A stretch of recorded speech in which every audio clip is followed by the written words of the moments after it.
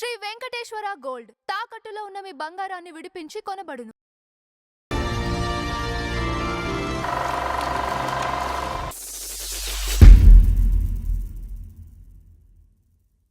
నమస్కారం నందనచంద్ర గారు. నమస్కారం అంజబాబు గారు. సరే, ఈరోజు మన ఫ్లాష్ బ్యాక్ లో నాగిరెడ్డి గారు ఎన్టీఆర్ గారి కాంబినేషన్ అంటే హిట్ కాంబినేషన్ చాలా కదా. హిట్ కాంబినేషన్ ఏంటండి, పర్మనెంట్ ఆర్టిస్ట్ ఆయన విజయ్ ప్రొడక్షన్స్ కదా, పర్మనెంట్ ఆర్టిస్ట్ అన్నారు కదా మీరు. అలాంటిది నాగిరెడ్డి గారితో లేదండి నేను ఇక్కడ చేయలేను, నేను వెళ్ళిపోతున్నా అని చెప్పేసి అనాల్సిన అవసరం ఎందుకు వచ్చింది ఎన్టీఆర్ గారికి? వచ్చి చెప్తానండి. విజయ్ ప్రొడక్షన్స్లో రామారావు గారు బిగినింగ్ నుంచి 300 నుంచి 500, 500 నుంచి ఇలాగా ఇది జీతం పెట్టుకుంటూ సినిమా చేస్తే 5,000 ఇలా జీతానికి మాట్లాడుకున్నారు. ఆయన పర్మనెంట్ ఆర్టిస్టు. ఎన్ని సినిమాలు చేస్తే అన్ని సినిమాలు చేయాలి, బయట సినిమాలు చేస్తే వీళ్ళు పర్మిషన్ ఇవ్వాలి. ఇలా ఉంటున్న పరిస్థితిలో ఎప్పుడో ఒకసారి నార్ల వెంకటేశ్వరరావు గారిని ఆంధ్రప్రభ ఎడిటర్ ఉన్నారు, చాలా మేధావి. రామారావు గారు కలిసినప్పుడు మీరు ప్రజలకి ఇంత వినోదం ఇస్తున్నారు, ప్రజలు మిమ్మల్ని ఇంత వాడిని చేశారు కదా, ఆ ప్రజలకి కష్టం వచ్చినప్పుడు ఎప్పుడన్నా, అప్పటికేదో ఇన్సిడెంట్ జరిగింది అక్కడ, ప్రజలకు కష్టం వచ్చినప్పుడు మీరు ఆదుకోండి రామారావు గారు, మీకు ప్రజలు బాగా బ్రహ్మరథం పడతారు, అంచేత అంత ఆదరించిన ప్రేక్షకులకు ఏదైనా ఇబ్బంది వస్తే మీరు ముందుండి ఆదుకోండి అని చెప్పి ఒక సలహా ఇచ్చాడు ఆయన. ఏదో మాటల సందర్భం అంటే మీకు ఇంత చేసిన వాళ్ళకి ఏదో కొంత చేయాలి కదా మీరు అని అన్నారు. అది గుర్తుంది రామారావు గారికి, అది గుర్తుంది. అప్పుడు ఒక సాయంలో రాయలసీమ కరువు వచ్చింది, వరద కాదు కరువు వచ్చింది. కరువు కాటకాలతో ఇబ్బంది పడిపోతున్నారు ప్రజలు, అల్లాడిపోతున్నారని ఇది వచ్చింది. ఆయనకి ఇమ్మీడియట్గా ఏదో సాయం చేయాలనిపించింది. అప్పుడు ఈయన చంద్రహారం అనే సినిమా చేస్తున్నారు. ఎవరు? ఈయన పాతాళభైరవి అంతా అయిపోయి చంద్రహారం అనే సినిమా చేస్తున్నారు. విజయవాడదే సినిమాలన్నీ, విజయవాడ సినిమాలే చేస్తుంటే రామారావు గారు తన ట్రూప్తో వెళ్ళి రాయలసీమలో జోలి పట్టి ఒక 4-5 రోజులు తిరిగి భిక్షాటన చేసి ఎంతో ఒక అమౌంట్ ఇచ్చేసి ఆ రాయలసీమ కరువు బాధితులకు ముఖ్యమంత్రికి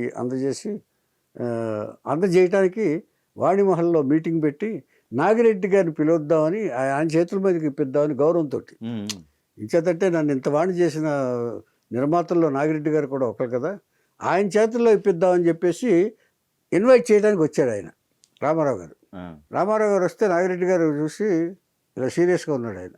నాగిరెడ్డి గారు అని ఏదో చెప్పాడు, మిస్టర్ రామారావు నువ్వు నాకు చెప్పకుండా రాయలసీమ కరువు బాధితులు దీనికోసం వెళ్ళావంట, ఎందుకు వెళ్ళావు అని అడిగాడు ఆయన నాగిరెడ్డి గారు. రామారావు గారు అది ఎక్స్పెక్ట్ చేయలే, షాక్ తిన్నారు ఆయన. అదేంటి సార్, నేను పర్సనల్గా నా బుద్ధి తోచిన కొద్దీ వాళ్ళకి ఏదో సాయం చేద్దామని చెప్పేసి నేను మిమ్మల్ని చందాలు గిందాలు అడగలేదు కదా, నేను ప్రజల దగ్గరికి వెళ్ళి వాళ్ళ తరపున ఉన్నవాళ్ళు వేసిన డబ్బుల్ని వాళ్ళ కరువు నివారణ నిధికి ఇద్దామని వెళ్ళాను. నేను ఏదో నా తరపున నాకు ఇంత చేసిన ప్రజలకి ఏదో ఒకటి ఉపయోగపడదామని చెప్పేసి వెళ్ళాను, అందులో తప్పే ఉంది. పైగా ఇది సాయం అందరూ చేయాల్సిన సాయం ఇది, మీతో సహా నాతో సహా ఎవరైనా సరే చేయదగిన స్థానంలో ఉంటే అందరూ చేయాల్సిన సాయం ఇది అని నేను వెళ్ళాను, దానికి తప్పేం లేదు సార్ అన్నాడు. అయినా కూడా నాకు చెప్పకుండా నా పర్మిషన్ తీసుకోండి. మీ పర్మిషన్ ఎందుకు సార్ అంటే, మీరు అనేది నేను మీకు నెల జీతం మీద పనిచేసే ఇదేనే కదా, ఇవాళ నుంచి నేను మీకు పని చేయట్లేదు, మీ విజయ స్టూడియోలోనే అడుగుపెట్టను నేను. ఇంచేతంటే మీరు ఇంత ఇది చేసిన తర్వాత నా ఆత్మాభిమానాన్ని దెబ్బకొట్టిన తర్వాత నేను ఒక ఉద్యోగమే వదిలేశాను, నా ఆత్మాభిమానం దెబ్బతింటే లంచాలు తీసుకోవాలి రామారావు అని ఉద్యోగస్తులందరూ పట్టుబడితే నేను ఉద్యోగాన్ని తీసేసే, నా జీవితం అప్పటికి ఏమీ లేదు, ఇది కూడా సినిమా నటుడిని అవుతానని కూడా లేదు, అలాంటిది నన్ను మీరు ఇలా అడగటం అనేది పద్ధతిగా లేదు సార్, సారీ. ఏచేతంటే ప్రజలకు సాయపడ్డాను నేను, ఎవరైనా సాయపడితే అభినందిస్తారు, మీ చేతుల మీదుగా మీ పవిత్రమైన చేతుల మీదుగా ఇప్పిద్దామని నేను వచ్చాను, మీ మీద అతి గౌరవం కొద్దీ మీరు ఆ గౌరవాన్ని మీరే తీసుకున్నారు, sorry, I don't enter the Vijayavani studios అని చెప్పేసి బయటికి వెళ్ళిపోయారు. బయటికి వెళ్ళిపోయిన తర్వాత ఆయన ఇప్పుడు ఎలాగైనా తను సర్వైవ్ కావాలని అప్పుడు పిచ్చి పుల్లే స్టార్ట్ చేశారు ఆయన. ఓకే. మరి ఇప్పుడు NATC దీంట్లో అప్పుడు దాకా బ్యాలెన్స్ లో ఉన్న షూట్ అండి కంప్లీట్ చేసేయాలి. ఆపేశారు. ఇటు నాగిరెడ్డి గారు పిల్లల, ఇటు ఈయన పిల్లల, ఇలా స్తంభించిపోయింది ఓకే. సినిమా. నాగిరెడ్డి గారు పర్వాలేదు అనుకున్నాడు ఆయన. Okay okay. చంద్రహారం తీగిపోయిన అప్పుడు ఆయన కూడా తక్కువడం కాదుగా. నాగిరెడ్డి గారు అసలు ఏది ఫిల్మ్ ఏదో తగలబెట్టారు. అది చక్రపాణి, అది వేరే విషయం. అదే చెప్తున్నా అసలు ఇక్కడ అంటే ఈ కారణాన్ని ఎవరు కూడా నాగిరెడ్డి గారిని ప్రశ్నించలేకపోయారు. ఓకే. ఎందుకంటే ఇది తప్పు అని తెలుసు నాగిరెడ్డి గారిది.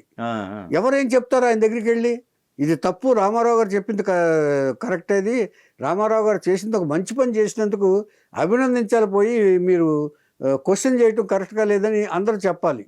కానీ చెప్తే ఎవరికి ఏం ముడుతుందో అని చెప్పి భయం ఆ రోజుల్లో అందరికీ ఉంది. ఓకే. ఇంచేతంటే పెద్ద సంస్థ అది. అవును. వరుస సినిమాలు చేస్తున్నారు, వరుస టెక్నీషియన్, అందరూ నెల జీతానికి పనిచేసేవాళ్ళే. ఓకే. ఎవరో ఆయన మాటను కాదని చేసేవాళ్ళు కాదు. ఏమండి అలాంటి పరిస్థితుల్లో అప్పుడు ఎల్వి ప్రసాద్ గారు విజయవాడలో ఇది పర్మనెంట్ దర్శకుడే, మిశ్రమ లాంటి సినిమాలు ఆయన తీశారు ఎల్వి ప్రసాద్ గారు. అప్పుడు తెలుసుకున్నాడు ఆయన. అంటే రామారావు గారిని ఎవరో చెప్పారు, చక్రపాణి గారు ఎవరో ఎల్వి ప్రసాద్ కల్పించుకుని ఇది కాంప్రమైజ్ చేయవయ్యా బాబు, లేకపోతే ఇబ్బంది వచ్చేటట్టుంది, సినిమా ఆగిపోయేటట్టుంది, విజయ సంస్థలో సినిమా ఆగిపోవటం అనేది పరుగు నష్టం అని ఎవరు చెప్పారో, చక్రపాణి గారు చెప్పారో, ఇంకొకళ్ళు చెప్పారో అలాగా ఎల్వి ప్రసాద్ గారి దగ్గర వెళ్ళింది వాయిస్. ముందు ఎన్టీ రామారావు గారితో మాట్లాడారు. ఫస్ట్ రామారావు గారు, మీరు చేసింది చాలా న్యాయం, రామారావు చాలా పెర్ఫెక్ట్గా చేసావు, నాగిరెడ్డి గారు ఏదో ఆవేశంలో ఏ మూడ్లో ఉన్నాడో నేను చెప్తాను, కానీ ఆ సినిమా ఫినిష్ చేయటం అనేది నీ ధర్మం, నువ్వు నీ మాట నిలబెట్టుకుని వచ్చేసావు కదా, అంతవరకు కరెక్టే, కానీ సినిమా పూర్తి చేయటం కూడా నీ ధర్మం, ఆర్టిస్ట్గా ఏం చేద్దంటే పైకి వస్తున్న ఇప్పుడిప్పుడే సెటిల్ అవుతున్న ఆర్టిస్ట్, నువ్వు ఒక సూపర్ హిట్ ఇచ్చి పాతాళ భైరవి తర్వాత చేస్తున్న సినిమాలు ఇవి, అంచేత ఈ ప్రజల్లో కూడా తేడా వస్తుంది అని చెప్పేసి రామారావు గారు చెప్పారు. వచ్చి నాగిరెడ్డి గారికి చెప్పారు. నాగిరెడ్డి గారు, మీరు ఎంత ఇదైనా సరే అలాంటి క్వశ్చన్ అడగకూడదు, ఆయన పర్సనల్ వ్యక్తిత్వానికి సంబంధించింది అది, ఆయన వ్యక్తిత్వం ఏంటి, ఆయన అందరికి నలుగురికి సాయపడాలనేది, అంచేత ఆయన వ్యక్తిత్వాన్ని క్వశ్చన్ చేయడానికి మీకు యాక్టింగ్ కోసమే తప్ప ఆయన ఆత్మాభిమానాన్ని మీ దగ్గర తాకట్టు పెట్టలేదు ఆయన, అంచేత అది ఆయన రామారావు గారు చెప్పింది కరెక్టే అని నాగిరెడ్డి గారికి చెప్పి, ఇప్పుడు మీరు నాగిరెడ్డి గారిని ఎవరి చేతన కౌరు పంపించి రామారావు గారిని రమ్మని చెప్పండి, లేకపోతే ఆయన రాడు, ఇప్పుడు మీరు ఇలాగ మొండుగా కూర్చుంటారు, సినిమా సఫర్ అవుద్ది, కొంతమంది టెక్నీషియన్స్ సఫర్ అవుతారు, సినిమా సఫర్ అయిందనుకోండి, విజయ సంస్థలో ఈ సినిమా ఈ గొడవ వల్ల ఆగిపోయింది అనేది బయటకు వచ్చింది అనుకోండి, ఇప్పుడు రామారావు గారిని సపోర్ట్ చేస్తారు, అప్పుడు మీకు మంచిది కాదు, ఎలాగో బయటికి వెళ్ళక మానదు, సినిమా మీడియా బయటికి వెళ్ళక మానదు, అంచేత మీరు గౌరవంగా సైలెంట్గా గౌరవంగా ఉండాలి అంటే మీరు ఎవరో ఒకరి చేత రామారావుని కవర్ చేసి రమ్మని చెప్పి మీరు ఇన్వైట్ చేసి సినిమా పూర్తి చేసి రిలీజ్ చేయండి అని చెప్పేసి మధ్యవర్తిత్వం వహించి సినిమా ఫినిష్ చేశారు. అక్కడి నుంచి ఇక ఆగల. ఆ తర్వాత రామారావు గారి తర్వాత సినిమాలు కూడా చేశారు, జగదేవుడు కదా, ఇవన్నీ తర్వాత చేసినాయి. ఇది రామారావు గారికి నాగిరెడ్డి గారికి మధ్య ఉన్న స్పర్ధ. అంటే దీన్ని బట్టి ఆలోచించాల్సింది ఏంటంటేనండి, రామారావు గారు వ్యక్తిత్వం కోసం ఆయన ఒకళ్ళకి 10 మందికి సాయం చేయడానికి కూడా దేనికైనా వెనకాడరు. తన కెరీర్ ఇచ్చేదంటే అప్పుడప్పుడే పైకి వస్తున్న టైంలో పాతాళ భైరవి లాంటి హిట్ ఇచ్చిన తర్వాత ఆయన విజయ సంస్థ సినిమానే మానేయడానికి సిద్ధపడ్డారు అంటే ఆయన ఆత్మాభిమానానికి, ఆయన క్యారెక్టర్ని ఒకసారి ఆలోచించుకోవచ్చు మనం. ఎందుకంటే ఆ సంస్థ ఎంట్రీ కోసం చాలా మంది ట్రై చేస్తారు.